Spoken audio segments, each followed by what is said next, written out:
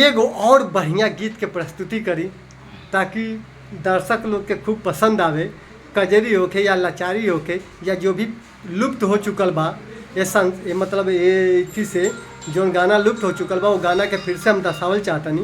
तो तनी एक बार कोनो एगो गाना क्या प्रस्तुत करी ताकि पब्लिक के बीच जाए और पब्लिक ओके सुने और प्यार आशीर्वाद दे। बहुत बढ़िया जी धन्यवाद।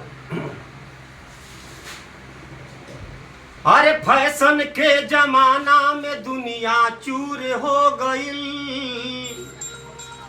बात कुछ ना भइल, आपस में लोग मजबूर हो गईल।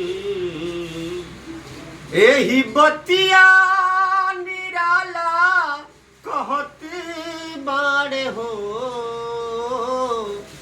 साँच बतिया पे लोगवा मजबूर हो गई। अरे तो बबुआ लोग से कम नहीं थी बबुनिया, लोगे बदल गईले दुनिया। बबुआ लोग से कम नहीं थी बबुनिया, लोगे बदल थोड़ा ब्यास जी का फोन आ गया उनके नाते जोन बा रुकावट